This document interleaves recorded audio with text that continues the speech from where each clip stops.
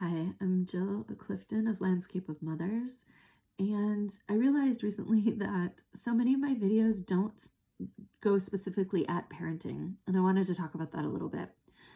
And the bottom line, in my perspective, is that parenting and the larger world, or the way that we organize ourselves in the world, are deeply related, right? So we tend to mimic the same patterns and processes within our families that we see externally.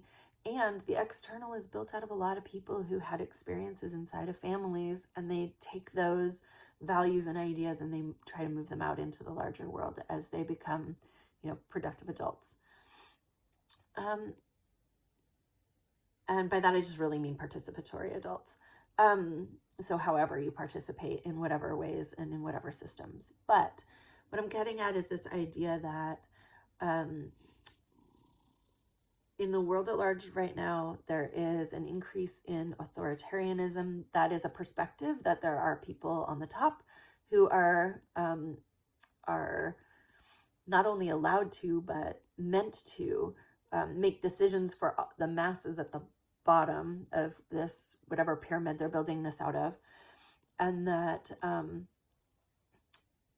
that they have this power to influence and make decisions about that deeply impact the lives of the masses without their consultation, right? And in a democracy, the idea is that we have all of these people at the bottom that are able to voice their preferences through their votes. But the more that power is consolidated at the top, the less the voices of the masses are heard.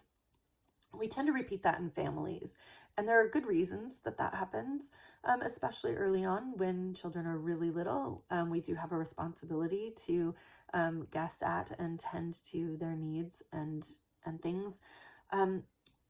But if that stays in place and it gets more and more ingrained in the family process, that the parents at the top are making all the decisions for the children at the bottom, it means that we're depriving our children of the ability to learn how to make decisions, how to exert their power in a healthy way, how to communicate their preferences and desires, and how to deal with their own disappointments.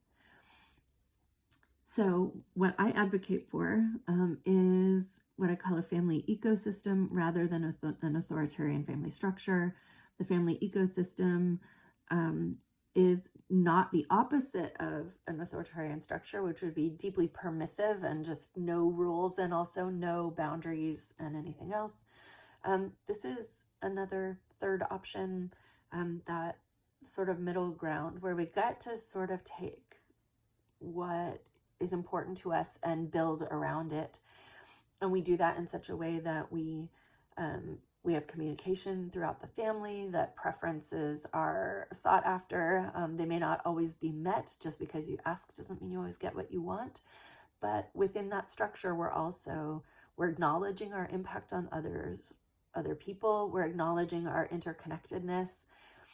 And we're actually resourcing the creativity and the amazing brains of these growing people. Clearly, that is also all age dependent. So it depends on the age of your children, how much they can participate in this. But to be in a position where you feel like as the decisions in the household are being made, you are being considered in someone's decision-making process, that is very different than someone unilaterally making decisions and imposing that on the other people in the family. So that would be sort of the difference between authoritarianism and what I'm calling a family ecosystem. And I think that we can see pretty clearly right now how that translates out into the world, when it turns into politics instead of family, when it turns into governance instead of family. And so just parallels to think about as you sometimes run into Landscape of Mothers ideas and concepts.